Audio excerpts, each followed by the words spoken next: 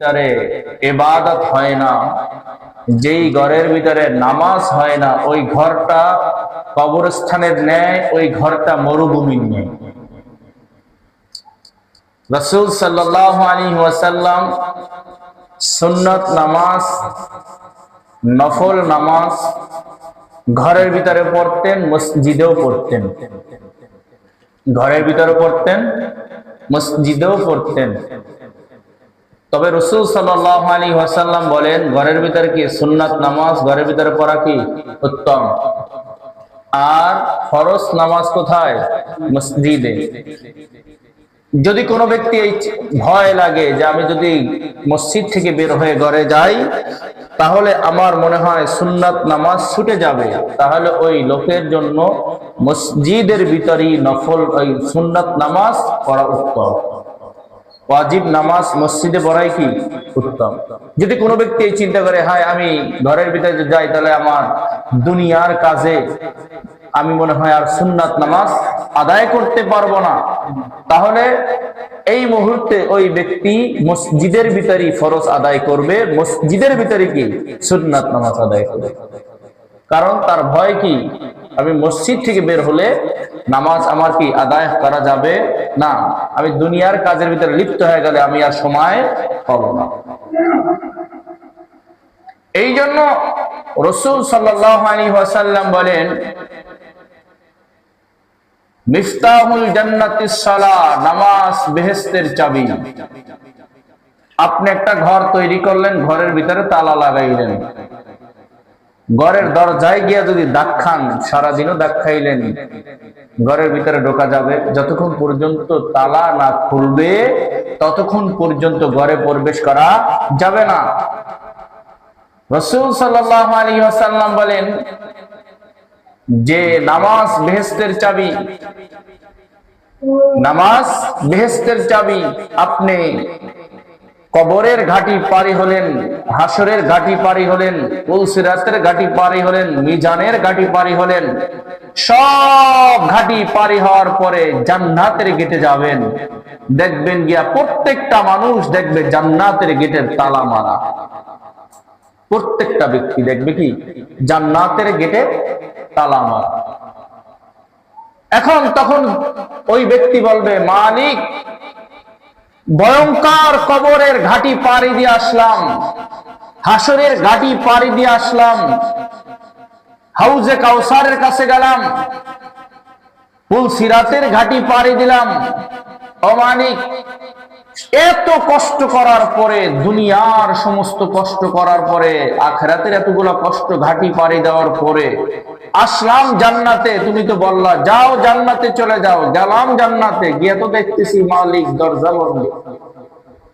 তখন আল্লাহ পাক রব্বুল আলামিন বলবেন, আমার প্যারা নবী, হায়াতুন নবী, জিন্দা নবী, আখিরি নবী, নবী কুলের শিরোমণি মুহাম্মদুর রাসূলুল্লাহ সাল্লাল্লাহু আলাইহি ওয়াসাল্লাম তো বলেছেন, মিফতাহুল জান্নাতিস সালাহ, নামাজ বেহেশতের চাবি।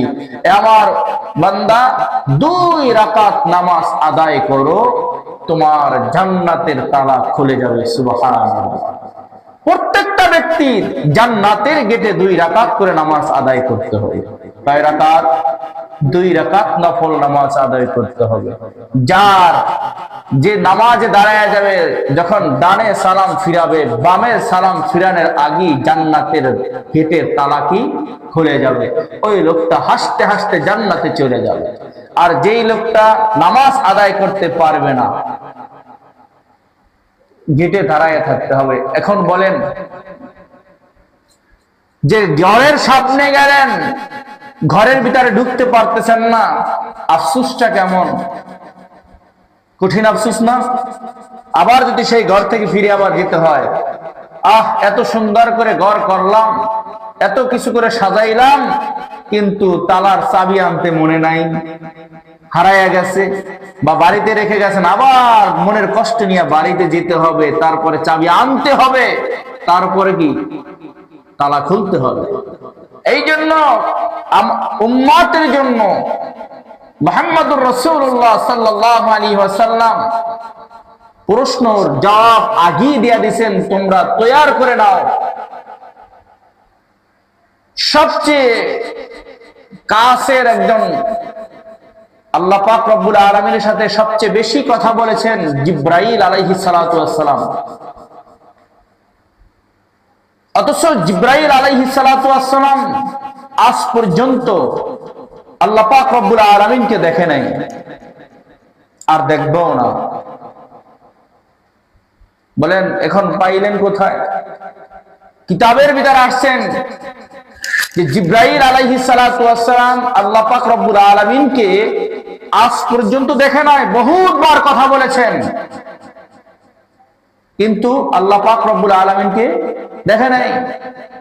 এখন যদি আমি প্রশ্ন করি, বলি তো আল্লাহকে কি আপনারা বা আমি দেখছি কিনা? হ্যাঁ, অবশ্যই দেখেছি, কিন্তু চিঠি থেকে মুছে গেছে। আল্লাহ পাক রব্বুল আলামিন বলেন, আলাস্তু বিরাব্বিকুম, আমি কি তোমাদের প্রভু নই? এই কথাটা বলেছিলেন কোথায়? রূহের জগতে। রূহের জগতে আল্লাহ পাক রব্বুল আলামিন যখন বলেছিলেন আলাস্তু বিরাব্বিকুম, আমি কি তোমাদের প্রভু নই, তখন সর্বপ্রথম মুহাম্মদুর রাসূলুল্লাহ সাল্লাল্লাহু আলাইহি ওয়াসাল্লাম বলেছিলেন ক্বালু বালা। তারপরে সমস্ত মুমিনেরা ডাক দিয়ে বলেছিল ক্বালু বালা। তৃতীয় স্থানে সমস্ত কাফের, বেদিন, বেঈমান, ইহুদি, নাস্তিক, চাকমা, বার্মা, গারো যারা আছে, যারা এক কথায় বেদিন, তারাও বলেছিল ক্বালু বালা। সেখানে আল্লাহ পাক রব্বুল আলামিনকে রূহের জগতে সবাই দেখেছে, কিন্তু কেমন দেখেছিল সেটা স্মৃতি থেকে মুছে গেছে। পুরুষ এক জবাব। দ্বিতীয় জবাব হলো মুহাম্মদুর রাসূলুল্লাহ সাল্লাল্লাহু আলাইহি ওয়াসাল্লাম মেরাজে গেছিলেন। সবাই তো জানি যে আমার নবী, হায়াতুন নবী, জিন্দা নবী, নবী কুলের শিরোমণি, সরদারে দো আলম মুহাম্মদুর রাসূলুল্লাহ সাল্লাল্লাহু আলাইহি ওয়াসাল্লাম মেরাজে গিয়েছিলেন। আল্লাহ নবী সাল্লাল্লাহু আলাইহি ওয়াসাল্লামকে সাহাবায়ে কেরাম প্রশ্ন করেন, ইয়া রাসূলুল্লাহ, ইয়া রাসূলুল্লাহ, আপনি কি আল্লাহকে দেখেছেন? মিশকাত শরীফের হাদিস।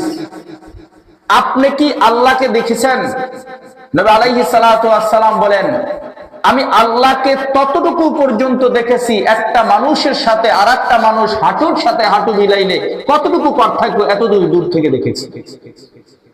এক নাম্বার হাদিস, যে আল্লাহ নবী সাল্লাল্লাহু আলাইহি ওয়াসাল্লাম বলেন, আমি আল্লাহকে দেখেছি এতটুকু দূরে বসে, যে একটা মানুষের সাথে আর একটা মানুষ হাঁটুর সাথে হাঁটু মিশাইলে কতটুকু দূরে হয়, এর এতটুকু দূরে বসে আমি আল্লাহকে দেখেছি। এক। দ্বিতীয় হলো, আমি আল্লাহকে দেখেছি সূর্য যেমনি তোমরা দেখতেছো, আমি আল্লাহকে দেখতেছি। মুফাসসিরে কেরাম ব্যাখ্যা করেন যে সূর্যের প্রখর ভাবে যদি ওঠে, একদম পরিষ্কার সবকিছু দেখা যায়, আমিও আল্লাহকে পরিষ্কার ভাবে দেখেছি। সুবহানাল্লাহ। তা আমরা প্রথম আল্লাহকে দেখেছি কোথায়? রূহের জগতে। আমাদের স্মৃতি থেকে কি মুছে গেছে। কিন্তু মুহাম্মদুর রাসূলুল্লাহ সাল্লাল্লাহু আলাইহি ওয়াসাল্লাম রূহের জগতে তো দেখেছেন, আবার মেরাজের রজনীতেও আল্লাহ পাক রব্বুল আলামিনকে দেখেছেন। কয়টা গেল? দুই। তিন নম্বর, আল্লাহ পাক রব্বুল আলামিনকে প্রত্যেকটা বান্দা যারা জান্নাতি হবে, আল্লাহ পাক রব্বুল আলামিনকে কেমন ভাবে দেখবেন? আল্লাহ পাক রব্বুল আলামিনকে এমন ভাবে দেখবেন, রাসূল সাল্লাল্লাহু আলাইহি ওয়াসাল্লাম বলেন, পূর্ণিমার চাঁদ আকাশে যখন উঠে, পূর্ণিমার চাঁদ আকাশে যখন উঠে, তখন কি দেখতে তোমাদের কষ্ট হয়? তখন কি দেখতে তোমাদের কষ্ট হয়? সাহাবায়ে কেরাম বললেন, ইয়া রাসূলুল্লাহ, না তো, আমাদের তো কষ্ট হয় না, আমরা যে যেখানেই থাকি না কেন পূর্ণিমার চাঁদ একদম স্পষ্ট দেখি। আল্লাহ পাক রব্বুল আলামিনকে জান্নাতি যারা হবে প্রতিদিন শুক্রবার আল্লাহ পাক রব্বুল আলামিনকে দেখবেন। প্রতিদিন শুক্রবার আল্লাহ পাক রব্বুল আলামিনকে দেখবেন।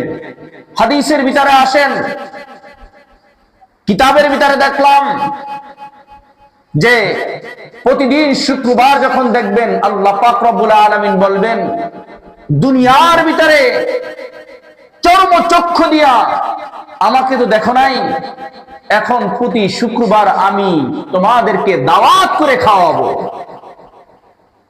প্রতি শুক্রবার আল্লাহর দাওয়াত। কিতাবের ভিতরে দেখলাম জান্নাতি যারা হবে, জান্নাতি তাদের লাগাতারে 1,24,000 দিন, মতান্তরে 2,24,000 দিন তাদের দাওয়াত থাকবে। এই দাওয়াত কারা খাওয়াবে? বলে প্রত্যেকটা নবী, প্রত্যেকজন নবী সমস্ত জান্নাতি মানুষকে এক এক দিন মেহমানদারি করাবে, কিন্তু শুক্রবার দিন ব্যতি রেখে। তা সপ্তাহে 6 দিন 6 জন নবী।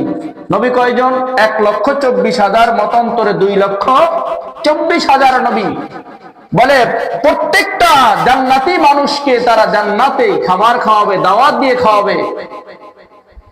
সবার খাবার শেষ, দাওয়াত শেষ, সর্বশেষ দিন মুহাম্মদুর রাসূলুল্লাহ সাল্লাল্লাহু আলাইহি ওয়াসাল্লাম দাওয়াত করে খাওয়াবেন। সেই দাওয়াতের ভিতরে আল্লাহ পাক রব্বুল আলামিন হবেন সভাপতি। সুবহানাল্লাহ। আল্লাহ পাক রব্বুল আলামিন হবেন সভাপতি, মুহাম্মদুর রাসূলুল্লাহ সাল্লাল্লাহু আলাইহি ওয়াসাল্লাম হবেন প্রধান। তিনি দাওয়াত দিয়েছেন, আরজগুজার যাকে বলা হয়। দাউদ আলাইহিস সালাতু ওয়াস সালাম সেদিনকারে কোরআনুল কারীম তেলাওয়াত করবেন। দাউদ নবী, তার কণ্ঠ খুব সুন্দর।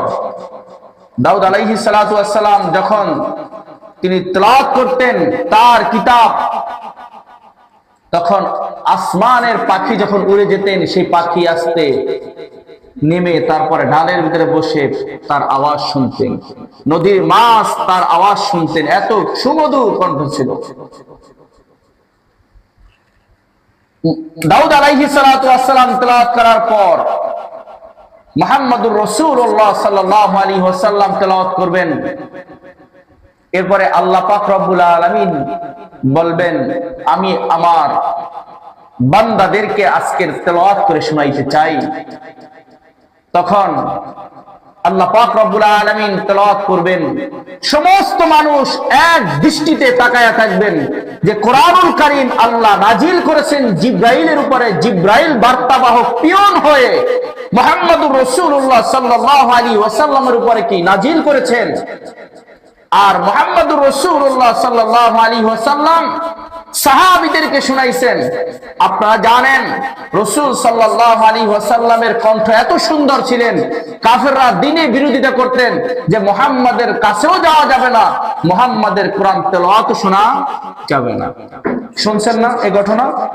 আবার রাত্রে আবু জাহেল, উকবা, সাহেবা, মুগিরা আবার রাত্রিবেলায় চুপে চুপে মুহাম্মদুর রাসূলুল্লাহ সাল্লাল্লাহু আলাইহি ওয়াসাল্লামের ঘরে চতুর্দিকে দাঁড়ায়া দাঁড়ায়া মুহাম্মদুর রাসূলুল্লাহ সাল্লাল্লাহু আলাইহি ওয়াসাল্লামের তেলাওয়াত শুনতেন। মুহাম্মদুর রাসূলুল্লাহ সাল্লাল্লাহু আলাইহি ওয়াসাল্লাম যখন তেলাওয়াত বন্ধ করতেন, এরা ঘুইরা যখন বাইরেতে দেখতেছে, এক সূরার সাথে আর এক সূরার সাথে দেখে, এই তুই এই লিখা, তুই এই লিখা। কই বেটা, যতই দিনের ভিতরে বিরোধিতা করি না কেন, আসলে মুহাম্মাদের কণ্ঠটা অনেক সুন্দর। মুহাম্মাদের উপরে যেই জিনিস নাজিল হয় আসলে সেটা কোনো মানুষের রচিত কিতাব নয়। লাইসা হাযা কালামুল বাশার, এটা মানুষের রচিত কিনা কোনো বাণী না, এটা হলো রব্বে কারিমের পক্ষ থেকে নাজিলকৃত কিতাব। তাওরাত যেমনি ভাবে নাজিল হয়েছে, জাবুর যেমনি ভাবে নাজিল হয়েছে, ইনজিল যেই মালিক নাজিল করেছে সেই মালিকই কোরআনুল কারীম নাজিল করেছে। যতই বিরোধিতা আমরা করি না কেন দিনের বেলায়, কিন্তু শুনলে কিন্তু দিল একদম ঠান্ডা হয়ে যায়। মুহাম্মদুর রাসূলুল্লাহ সাল্লাল্লাহু আলাইহি ওয়াসাল্লাম তেলাওয়াত শেষ করবেন। তেলাওয়াত শেষ করার পরে আল্লাহ পাক রব্বুল আলামিন সূরা রহমান তেলাওয়াত করবেন। সূরা রহমানের ভিতরে কি আছে? আর রহমান। কি আছে? আর রহমান আল্লামাল কুরআন। এখন কোরআন শরীফে এভাবে আছে না, আল্লাহ পাক রব্বুল আলামিন জান্নাতে বলবে আনার রহমান, আমি রহমান। কোরআনুল কারীম এখন বর্তমানে আছে কি? আর রহমান আল্লামাল কুরআন খালাকাল ইনসান, এভাবে আছে না?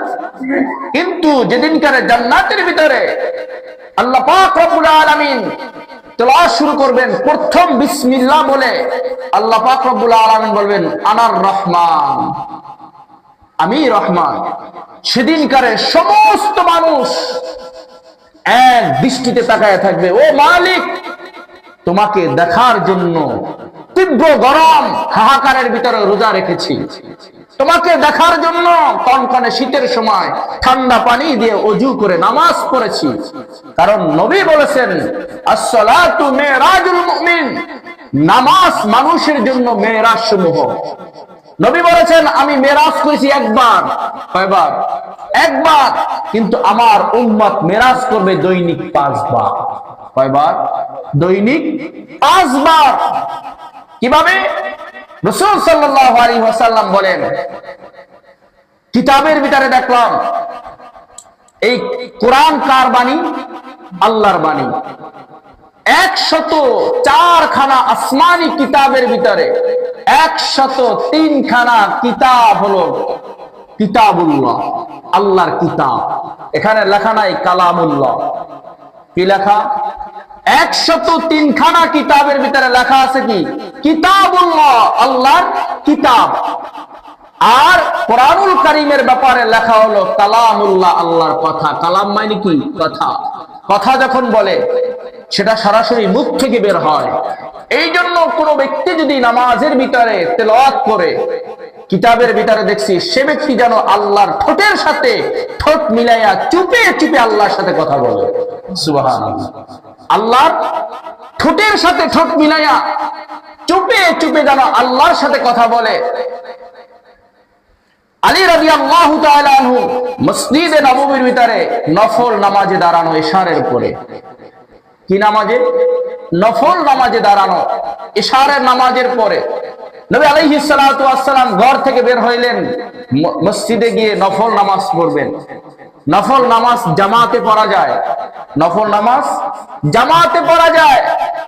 আল্লাহ নবী সাল্লাল্লাহু আলাইহি ওয়াসাল্লাম চিন্তা করলেন, আলী যখন নামাজের ভিতরে দাঁড়ানো, আজকের আমি মুসল্লি হয়ে যাই, আলী ইমাম হয়ে যাক। সুবহানাল্লাহ।